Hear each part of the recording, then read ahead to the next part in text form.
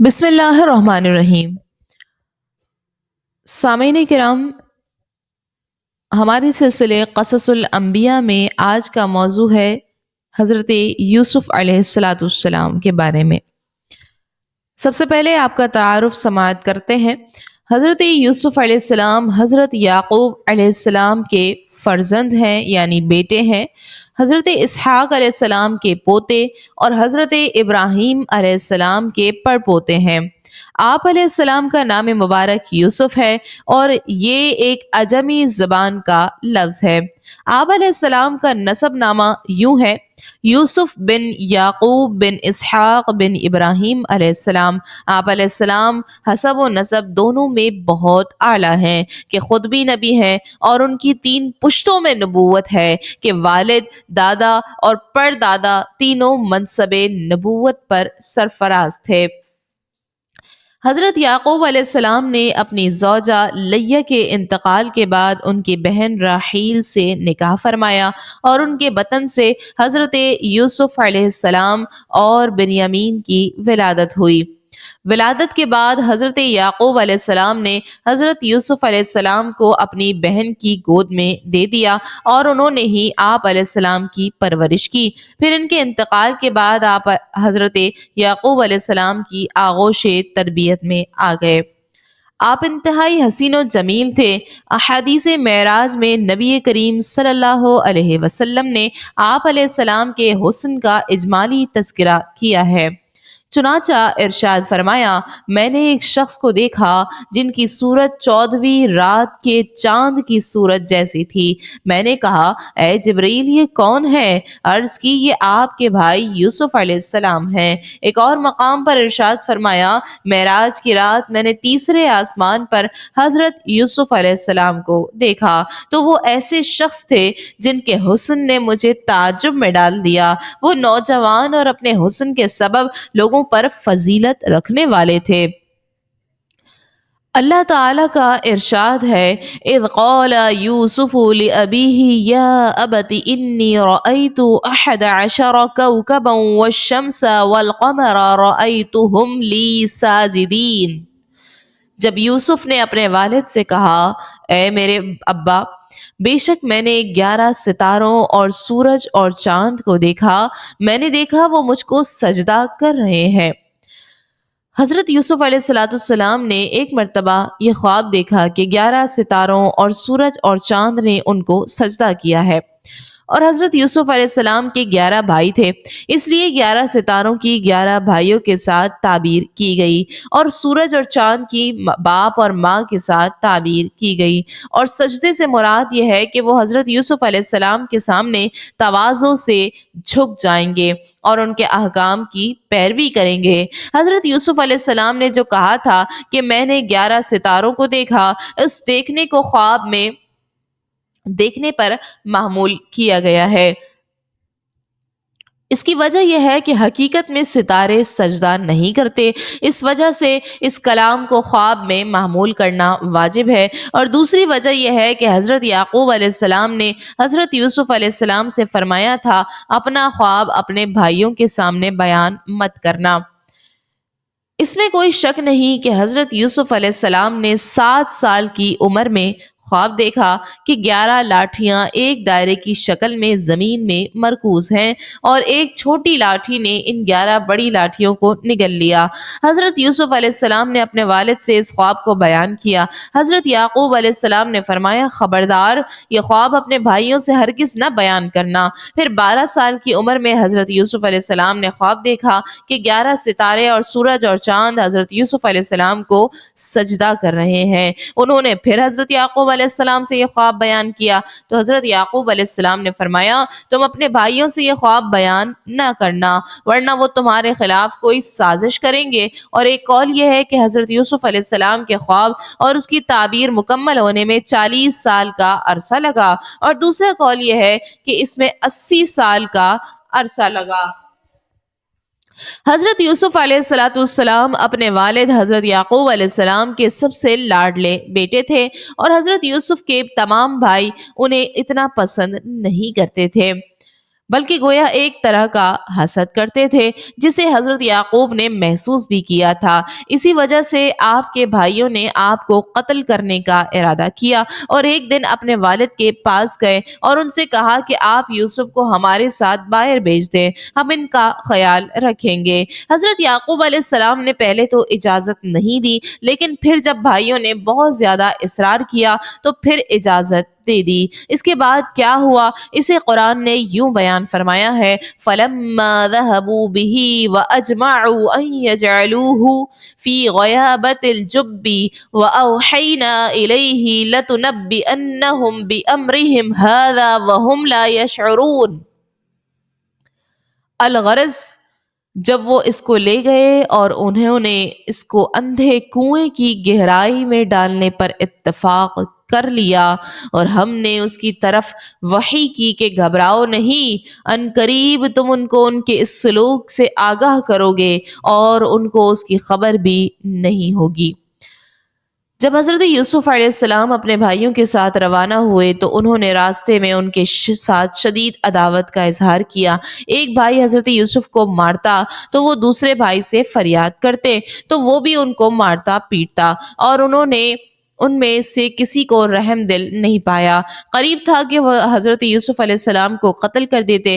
اس وقت حضرت یوسف کہہ رہے تھے، اے یعقوب، کاش آپ جانتے کہ آپ کے بیٹے کے ساتھ کیا ہو رہا ہے۔ تب یہودا نے کہا، کیا تم لوگوں نے مجھ سے یہ پکا عہد نہیں کیا تھا کہ تم لوگ اس کو قتل نہیں کرو گے؟ تب وہ حضرت یوسف کو کنویں پر لے گئے اور ان کو کنویں کی منڈی پر کھڑا کر کے ان کی قمیص اتاری، جس سے ان کا مقصد یہ تھا کہ وہ اس قمیص پر خون لگا کر حضرت یعقوب علیہ السلام کو دیں گے۔ حضرت یوسف علیہ السلام نے ان سے کہا کہ میری قمیص واپس کر دو تاکہ میں اس سے اپنا بدن چھپاؤں۔ بھائیوں نے کہا، اب تم سورج، چاند اور 11 ستاروں کو بلاؤ تاکہ وہ اس کنویں میں تمہاری غمگساری کریں۔ انہوں نے حضرت یوسف علیہ السلام کو کنویں میں پھینک دیا تاکہ وہ پانی میں ڈوب کر مر جائیں۔ حضرت یوسف علیہ السلام پانی میں گر گئے، پھر انہوں نے کنویں کے ایک پتھر کو کی پناہ لی اور اس پتھر پر کھڑے ہو گئے۔ وہ اس پر کھڑے ہوئے رو رہے تھے۔ روایت ہے کہ انہوں نے اللہ تعالیٰ کو پکارا، اے وہ جو حاضر ہے غائب نہیں، اے وہ جو قریب ہے بعید نہیں، اے وہ جو غالب ہے مغلوب نہیں، میری اس مشکل کو آسان کر دے اور مجھے اس کنویں سے نجات عطا فرما۔ اور یہ بھی روایت ہے کہ جب حضرت ابراہیم علیہ السلام کو آگ میں ڈالا گیا اور ان کے کپڑے اتار لیے گئے تو حضرت جبرائیل علیہ السلام نے ان کو جنت کی ایک ریشمی قمیص پہنائی۔ پھر حضرت ابراہیم علیہ السلام نے وہ قمیص حضرت اسحاق کو دی اور حضرت اسحاق نے وہ قمیص حضرت یعقوب کو دی، اور حضرت یعقوب نے اس قمیص کو ایک غلاف میں ڈال کر وہ غلاف حضرت یوسف کے گلے میں ڈال دیا۔ پھر حضرت جبرائیل علیہ السلام کنویں میں آئے اور غلاف سے وہ قمیص نکال کر حضرت یوسف علیہ السلام کو پہنا دی۔ وَجَاءُوا أَبَاهُمْ عِشَاءً يَبْكُونَ، یعنی وہ رات کے وقت اپنے باپ کے پاس روتے ہوئے آئے۔ حضرت یوسف علیہ السلام کے بھائی رات کے وقت اپنے باپ کے پاس روتے ہوئے آئے۔ رات کے وقت کا انتخاب انہوں نے اس لیے کیا تھا کہ وہ وقت ان کے عذر پیش کرنے کے لیے زیادہ مناسب تھا۔ روایت ہے کہ جب حضرت یعقوب علیہ السلام نے ان کے رونے کی آواز سنی تو پوچھا، کیا ہوا؟ کیا تمہاری بکریوں کو کوئی حادثہ پیش آ گیا؟ انہوں نے کہا، نہیں۔ پوچھا، یوسف کہاں ہے؟ انہوں نے کہا، ہم آپس میں دوڑنے کا مقابلہ کر رہے تھے تو اسی اثنا میں اس کو بھیڑیا کھا گیا۔ حضرت یعقوب علیہ السلام نے ایک چیخ ماری اور رونے لگے۔ ایک روایت میں ہے کہ جب انہوں نے کہا کہ اس کو بھیڑیا کھا گیا تو حضرت یعقوب علیہ السلام بے ہوش ہو کر گر گئے۔ انہوں نے ان کو ہوش میں لانے کے لیے پانی کے چھینٹے مارے لیکن انہوں نے حرکت نہیں کی۔ پھر انہوں نے ان کو پکارا تو انہوں نے کوئی جواب نہیں دیا۔ پھر یہودا نے ان کے سانس نکلنے کے مواضع پر ہاتھ رکھا تو اس کو ان کے سانس لینے کا پتہ نہیں چلا۔ تب یہودا نے کہا کہ قیامت کے دن ہمیں سخت عذاب ہوگا، ہم نے اپنے بھائی کو ضائع کر دیا اور اپنے باپ کو قتل کر دیا۔ پھر سحری کے وقت سے پہلے حضرت یعقوب کو ہوش نہیں آیا۔ اس وقت حضرت یعقوب کا سر ربیل کی گود میں تھا۔ حضرت یعقوب نے اس سے کہا، کیا میں نے اپنے بیٹے کو تمہارے پاس امانت نہیں رکھا تھا؟ اور کیا میں نے تم سے پختہ عہد نہیں لیا تھا؟ اس نے کہا، اے ابا، اپنا رونا بند کریں تو ہم آپ کو اس کا سبب بتائیں گے۔ پھر کہا، ہم آپس میں دوڑنے کا مقابلہ کر رہے تھے اور یوسف کو ہم نے سامان کے پاس چھوڑ دیا تھا۔ اس اثنا میں اس کو بھیڑیا کھا گیا۔ پھر حضرت یعقوب علیہ السلام نے پوچھا، اس کی قمیض کہاں ہے؟ تو انہوں نے حضرت یعقوب علیہ السلام کے چہرے پر وہ قمیض پھینک دی، یہاں تک کہ حضرت یعقوب کے چہرے پر بھی قمیض کا رنگ لگ گیا۔ ایک قافلہ مدین سے مصر کی طرف جا رہا تھا۔ وہ راستہ بھٹک کر اس علاقے میں جا پہنچا جہاں وہ کنواں تھا جس میں حضرت یوسف علیہ السلام کو ڈالا گیا تھا۔ وہ کنواں آبادی سے کافی دور تھا اور اس کا پانی کڑوا تھا۔ جب حضرت یوسف علیہ السلام کو اس کنویں میں ڈالا گیا تو اس کا پانی میٹھا ہو گیا۔ جب وہ قافلہ کنویں کے قریب پہنچا تو انہوں نے ایک شخص کو اس کنویں سے پانی لانے کے لیے بھیجا۔ اس نے جب کنویں میں ڈول ڈالا تو حضرت یوسف علیہ السلام نے اس ڈول کی رسی کے ساتھ لٹک گئے، اور جب ڈول ڈالنے والے نے حضرت یوسف علیہ السلام اور ان کے حسن و جمال کو دیکھا تو وہ خوشی سے چلایا، مبارک ہو، یہ ایک حسین و جمیل لڑکا ہے۔ ان کی خوشی کا سبب یہ تھا کہ انہوں نے انتہائی حسین لڑکا دیکھا تو انہوں نے کہا کہ ہم اس کو بڑی بھاری قیمت لے کر فروخت کر دیں گے اور اس سے ہم کو بہت زیادہ نفع ہوگا۔ حضرت یوسف علیہ السلام کے بھائیوں نے جب حضرت یوسف علیہ السلام کو کنویں میں ڈالا تو 3 دن کے بعد وہ یہ معلوم کرنے کے لیے آئے، اس کنویں پر واپس آئے کہ دیکھیں اب یوسف کا کیا حال ہے۔ اور جب انہوں نے قافلے کے آثار اور نشانات دیکھے تو اس قافلے کے پاس گئے، اور جب انہوں نے وہاں حضرت یوسف کو دیکھا تو قافلے والوں سے کہا، یہ ہمارا غلام ہے اور یہ ہمارے پاس سے بھاگ گیا تھا۔ قافلے والوں نے ان سے کہا، اس غلام کو ہمارے ہاتھ فروخت کر دو۔ انہوں نے اس بات کو چھپایا کہ وہ ان کا بھائی ہے، اور انہوں نے حضرت یوسف علیہ السلام سے عبرانی زبان میں کہا کہ اگر تم نے ہمارا راز فاش کر دیا تو ہم تم کو قتل کر دیں گے۔ حضرت یوسف علیہ السلام کے بھائیوں نے انہیں مالک بن زار خزاعی کے ہاتھ بہت قیمت والے چند درہموں کے بدلے بیچ دیا۔ جب حضرت یوسف علیہ السلام مصر کے بازار میں بیچنے کے لیے لائے گئے تو ہر شخص کے دل میں آپ کی طلب پیدا ہوئی اور خریداروں نے قیمت بڑھانا شروع کی، یہاں تک کہ آپ علیہ السلام کے وزن کے برابر سونا، اتنی ہی چاندی، اتنا ہی مشک اور اتنی ہی ریشم قیمت مقرر ہوئی۔ اور عمر شریف اس وقت 13 یا 17 سال کی تھی۔ عزیز مصر نے اس قیمت پر آپ کو خرید لیا اور اپنے گھر لے آیا۔ حضرت یوسف علیہ السلام کی خوبصورتی کی وجہ سے عزیز مصر کی بیوی نے برائی کا ارادہ کیا اور اس نے حضرت یوسف علیہ السلام کو ایک کمرے میں بلایا، اور جب اس نے اپنا ارادہ ظاہر کیا تو حضرت یوسف علیہ السلام اس سے بچنے کے لیے دوڑے، پھر وہ عورت بھی ان سے آگے نکلنے کے لیے دوڑی۔ جب حضرت یوسف علیہ السلام کا ارادہ تھا کہ وہ جلدی سے آگے نکل جائیں تاکہ دروازے سے باہر جا کر اس عورت کے بچھائے ہوئے بدکاری کے جال سے نکل جائیں، اور اس عورت کا ارادہ تھا کہ حضرت یوسف علیہ السلام کو نکلنے نہ دے، اس نے حضرت یوسف علیہ السلام کو پا لیا اور پیچھے سے ان کی قمیض پکڑ کر کھینچی، اور زور سے کھینچنے سے قمیض پھٹ گئی کیونکہ حضرت یوسف علیہ السلام بھاگ رہے تھے اور وہ پیچھے سے کھینچ رہی تھی، اور اس زور زاری میں وہ قمیص پیچھے سے پھٹ گئی۔ اور جب وہ دونوں دروازے سے باہر نکلے تو دروازے کے قریب اس کا شوہر کھڑا تھا، اور اس عورت نے اپنا جرم چھپانے کے لیے اور حضرت یوسف علیہ السلام پر جھوٹا الزام لگانے کے لیے بولنے میں پہل کی اور کہنے لگی، اس شخص کی کیا سزا ہونی چاہیے جو آپ کی اہلیہ کے ساتھ برائی کا ارادہ کرے، سوائے اس کے کہ اس کو قید کیا جائے یا اس کو دردناک عذاب دیا جائے، یعنی اس کو کوڑے لگائے جائیں۔ جب حضرت یوسف علیہ السلام نے دیکھا کہ زلیخا الٹا آپ پر الزام لگاتی ہے اور آپ کے لیے قید اور سزا کی صورت پیدا کرتی ہے تو آپ علیہ السلام نے اپنی براءت کا اظہار اور حقیقت حال کا بیان ضروری سمجھا اور فرمایا، یہ مجھ سے برے فعل کی طلبگار ہوئی تو میں نے اس سے انکار کیا اور میں بھاگا۔ عزیز نے کہا، اس بات پر کس طرح یقین کیا جائے؟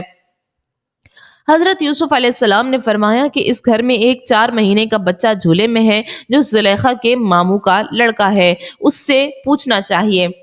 عزیز نے کہا کہ 4 مہینے کا بچہ کیا جانے اور کیسے بولے؟ حضرت یوسف علیہ السلام نے فرمایا کہ اللہ تعالیٰ اس کو گویائی دینے اور اس سے میری بے گناہی کی شہادت ادا کر دینے پر قادر ہے۔ عزیز نے اس بچے سے پوچھا تو اللہ تعالیٰ کی قدرت سے وہ بچہ بولنے لگا اور اس نے کہا کہ اگر ان کا کرتا آگے سے پھٹا ہوا ہو پھر تو عورت سچی ہے اور یہ سچے نہیں، اور اگر ان کا کرتا پیچھے سے چاک ہوا ہے تو عورت جھوٹی ہے اور یہ سچے نہیں۔ یعنی اگر حضرت یوسف علیہ السلام آگے بڑھے اور زلیخا نے ان کو ہٹایا تو کرتا آگے سے پھٹا ہوا ہوگا، اور اگر حضرت یوسف علیہ السلام اس سے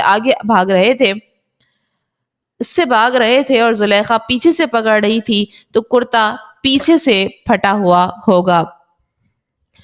قرآن کریم کی آیت مبارکہ میں ذکر ہے، ترجمہ یوں ہے کہ یوسف نے فرمایا اسی نے میرے دل کو پھسلانے کی کوشش کی ہے، اور عورت کے گھر والوں میں سے ایک گواہ نے گواہی دی کہ اگر ان کا کرتا آگے سے پھٹا ہوا ہو پھر تو عورت سچی ہے اور یہ سچے نہیں، اور اگر ان کا کرتا پیچھے سے چاک ہوا ہے تو عورت جھوٹی ہے اور یہ سچے ہیں۔ پھر جب عزیز نے اس کا کرتا پیچھے سے پھٹا ہوا دیکھا تو کہا کہ بے شک یہ تم عورتوں کا مکر ہے، بے شک تمہارا مکر بہت بڑا ہے۔ حضرت یوسف علیہ السلام کو دراز گوش پر سوار کرا کے قید خانے میں لے جایا گیا۔ جب حضرت یوسف علیہ السلام قید خانے میں پہنچے تو وہاں کئی ایسے لوگ تھے جو رہائی سے نا امید ہو چکے تھے اور ان کی سزا بہت سخت تھی۔ حضرت یوسف علیہ السلام ان سے فرماتے تم صبر کرو اور بشارت قبول کرو، تم کو اجر ملے گا۔ انہوں نے کہا اے نوجوان، آپ کس قدر نیک باتیں کرتے ہیں، آپ کی قرب میں ہم کو برکت ملے گی، آخر آپ ہیں کون؟ حضرت یوسف علیہ السلام نے فرمایا میں اللہ کے پسندیدہ بندے یعقوب بن اسحاق بن ابراہیم خلیل اللہ کا بیٹا یوسف ہوں۔ جب اللہ تعالیٰ کوئی کام کرانا چاہتا ہے تو اس کے اسباب مہیا فرما دیتا ہے۔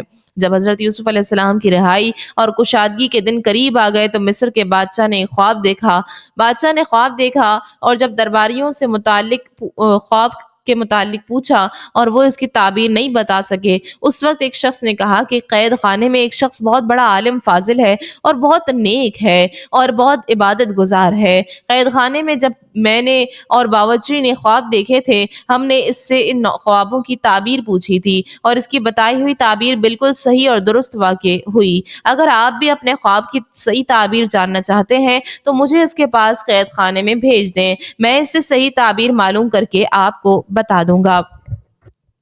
چنانچہ بادشاہ نے اسے بھیج دیا اور وہ قید خانے میں پہنچ کر حضرت یوسف کی خدمت میں عرض کرنے لگا، اے یوسف، اے صدیق، ہمارے بادشاہ نے خواب دیکھا ہے کہ 7 موٹی گائیں ہیں جنہیں 7 دبلی گائیں کھا رہی تھیں، اور 7 سرسبز بالیاں ہیں اور دوسری خشک بالیاں۔ ملک کے تمام علماء اور حکماء اس کی تعبیر بتانے سے عاجز رہے ہیں۔ حضرت آپ اس کی تعبیر ارشاد فرما دیں تاکہ میں اس خواب کی تعبیر کے ساتھ بادشاہ اور اس کے درباریوں کی طرف لوٹ کر جاؤں تو وہ اس خواب کی تعبیر جان لیں اور آپ کے علم و فضل اور مقام و مرتبے کو جان جائیں اور آپ کو اس مشقت سے رہا کر کے اپنے پاس بلا لیں۔